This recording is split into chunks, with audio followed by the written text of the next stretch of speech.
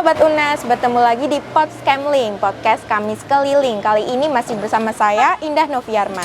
Kemarin telah berlangsung pemilihan mahasiswa berprestasi tingkat Universitas Negeri Semarang. Nah, telah terpilih Kak Nurjaya sebagai mahasiswa berprestasi UNES 2022. Kita kali ini bakal nganterin Kak Nurjaya ke Fakultas Teknik sambil ngobrol-ngobrol bareng sama Kak Nurjaya.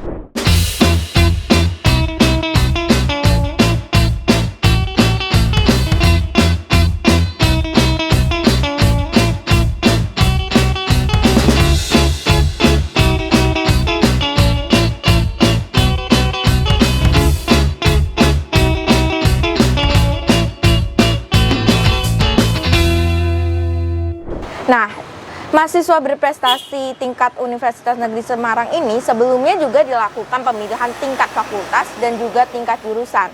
Dan Kak Nurjaya ini telah melalui beberapa tahap dari tingkat jurusan, fakultas hingga akhirnya terpilih menjadi mahasiswa berprestasi 1 tingkat Universitas Negeri Semarang. Nah, itu Kak Nurjaya. Halo Kak Nurjaya. Halo Kak Indah. Silakan Kak. Oke, naik ya. Wah iya. Wow, keren sekali ini mahasiswa berprestasi 1 UNES 2022.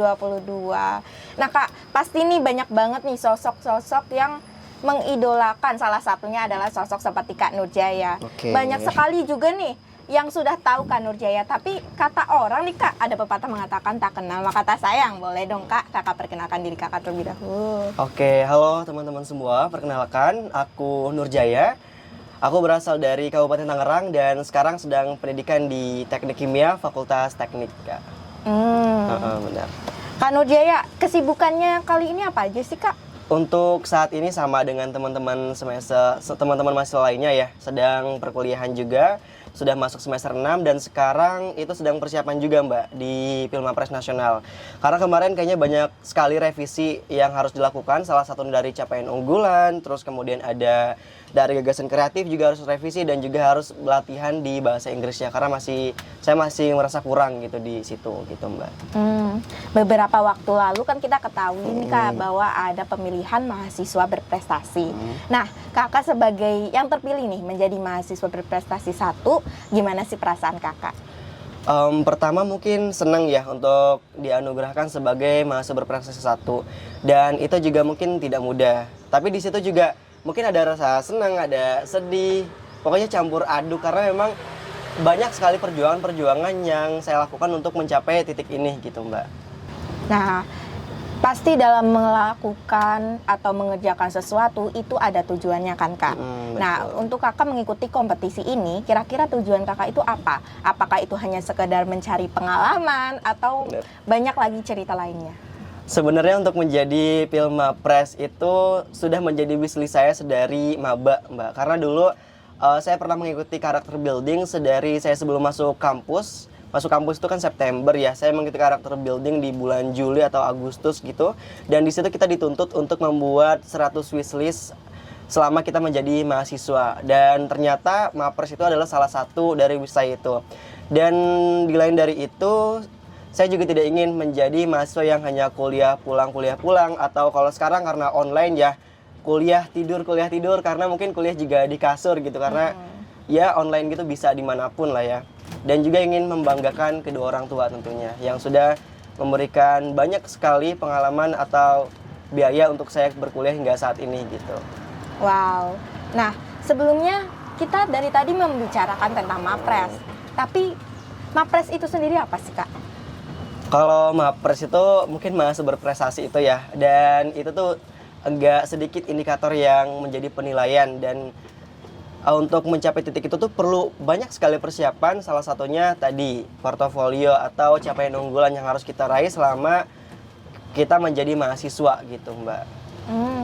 Bicara tentang persiapan, untuk Kak Nurjaya ini persiapan apa aja sih yang Kakak siapkan untuk mengikuti Pilmapres ini? Karena tadi itu sedari maba itu sudah masuk dalam wishlist, jadi memang persiapannya sedari saya maba mulai misalkan berkenalan dengan kating-kating yang sudah menjadi Mapres sebelumnya, kemudian mengikuti perlombaan dari kelompok sampai individu bisa gitu kan. Yang kedua mungkin persiapan dari sebelum ini ya, sebelum menjelang Pilmapres di tingkat universitas. Itu kemarin persiapannya pertama membuat capaian unggulan, terus latihan bahasa Inggris, terus juga ada gimana kita cara pengendalian emosi kita sehingga kita psikologi kita itu dapat stabil ketika ada tes psikolog gitu Mbak. Dalam menjalani sesuatu kadang tuh kan ada manis, ada Betul. pahit, ada kecut segala macem. Nah buat Kak Nurjaya ini itu dalam persiapan sampai tahap pemilihan Pilmapres itu menurut kakak itu apa sih kesulitannya? Kesulitan yang dihadapi ya, pertama mungkin dari membuat capaian unggulan itu tidak mudah Mbak, karena kemarin mungkin salah satu tujuan saya mengikuti perlombaan itu adalah keliling Indonesia gitu kan, jalan-jalan gratis. Karena ketika kita mengikuti kompetisi itu kita bisa mendapatkan reward jalan-jalan gratis.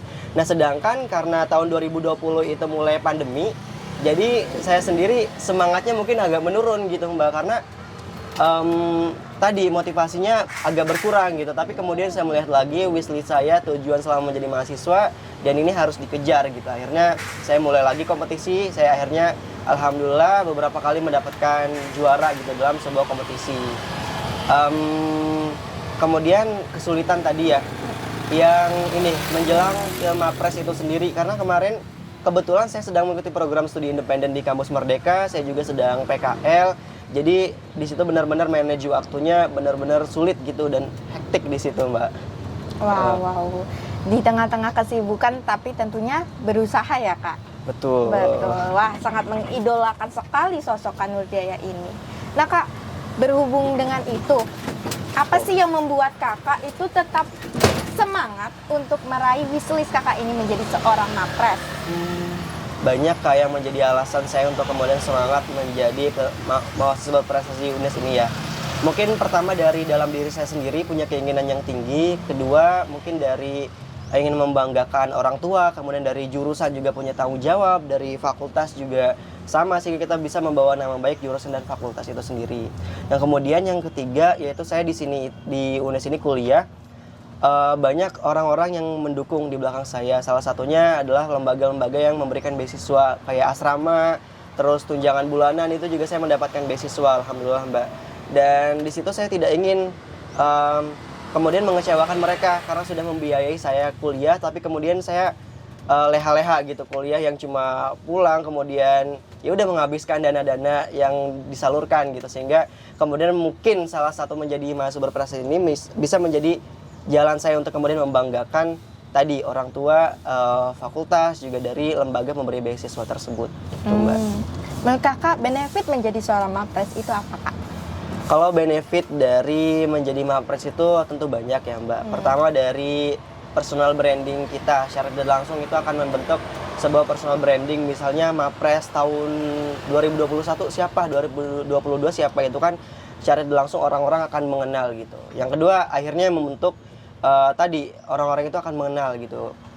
Kemarin aja ketika setelah pemilihan Pilmapres itu saya upload foto misalnya di Instagram ya, dan itu banyak banget orang yang antusias dalam Pilmapres itu gitu. Yang ketiga motivasi ya.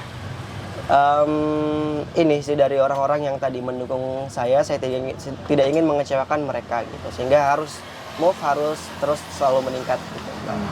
Nah tips trik nih Kak, bagaimana sih, pasti banyak banget nih Kak yang pengen jadi seperti Kak Nurjaya seorang Mapres. Betul. Tips triknya bagaimana? Kalau tips dan trik menjadi Mapres itu untuk teman-teman khususnya semester 2 dan 4 ya, itu mulai dari sekarang kalau bisa mengumpulkan tadi capaian unggulan, karena capaian unggulan itu hal yang paling sulit dicapai untuk menjadi seorang Mapres gitu kan, karena prosesnya itu memang banyak sekali Mbak, dari mulai kompetisi, penghargaan, lalu pengabdian, atau ada juga kewirausahaan, itu semuanya dinilai. Jadi kalau bisa mulai dari sekarang ya dicicil gitu capaian unggulannya. Yang kedua, hal yang sulit lagi menurut saya dan ini perlu waktu lama itu dari bahasa Inggris itu Mbak, perlu latihan, penguasaan kata dan juga grammarnya itu sendiri gitu. Wow, bicara tentang tadi yang kakak sampaikan, nah pasti ada indikator penilaian menjadi mahasiswa berprestasi. Oke. Nah itu apa aja nih Kak, penasaran kita. Kalau indikator menjadi mahasiswa berprestasi itu setidaknya ada 4 Mbak. Pertama itu dari capaian unggulan ya. Pertama ada capaian unggulan, yang kedua itu ada gagasan kreatif, yang ketiga itu ada bahasa Inggris, yang keempat itu ada psikolog. Mungkin memang penilaiannya dari 3 capaian unggulan, gagasan kreatif sama bahasa Inggris.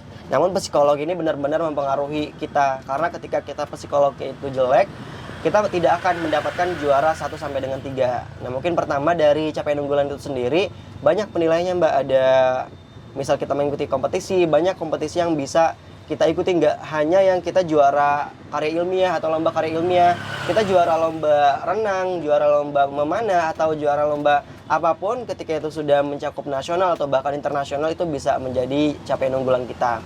Terus juga di capaian unggulan itu bisa dari pengabdian masyarakat, bisa kewirausahaan, barangkali teman-teman punya wirausaha gitu, itu bisa menjadi capaian unggulan teman-teman dalam Filmapres. Nah, ada juga dari bahasa Inggris. Kalau di UNES itu bahasa Inggrisnya masih leader group discussion. Jadi kita dalam sebuah forum diberikan satu topik, kemudian mendiskusikan topik tersebut untuk kemudian mendapatkan penyelesaian masalah dari topik itu. Yang ketiga itu dari gagasan kreatif. Gagasan kreatif di Filmapres itu beda dari tahun sebelumnya. Kalau yang tahun ini semangatnya mungkin lebih ke arah teknologi ya Mbak. Tapi teknologi ini enggak cuma kita punya ide lalu diterapkan di sembarang tempat, enggak gitu. Kita harus punya goals di tempat-tempat tertentu atau di desa atau kecamatan tertentu, sehingga teknologi yang kita buat dapat bermanfaat untuk masyarakat sekitar. Yang ketiga di psikolog ya. Di psikolog di UNES itu kemarin ada tes IQ, ada tes gambar, ada tes kepribadian juga. Jadi memang seleksinya lumayan kompleks indikatornya Mbak. Wow, sangat luar biasa. Nah, untuk harapan ke depan Kak Nur Jaya ini apa saja nih Kak?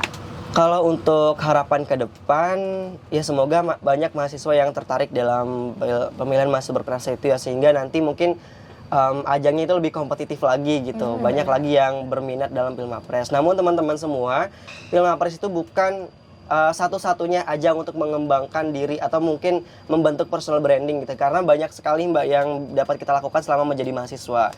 Salah satunya mungkin mengikuti program Kampus Merdeka, karena di situ banyak sekali program yang bisa kita ikuti. Ada studi independen, ada magang, ada pertukaran mahasiswa yang sampai luar negeri juga, ada pengabdian juga, dan banyak lagi lainnya gitu. Wah, sangat luar biasa sekali nih pengalaman yang dibagikan oleh Kak Nur Jaya. Tak terasa sekarang sudah padahal pengen banyak nih ngobrol banyak sama Kak Nur Jaya nih. Saya juga banyak terima kasih Mbak ke UNES TV khususnya karena sudah diajak berbincang hari ini, luar biasa sekali. Mudah-mudahan dapat menginspirasi teman-teman dan juga bermanfaat gitu ya. Iya betul, terima kasih banyak ya Kak sudah menyempatkan hadir.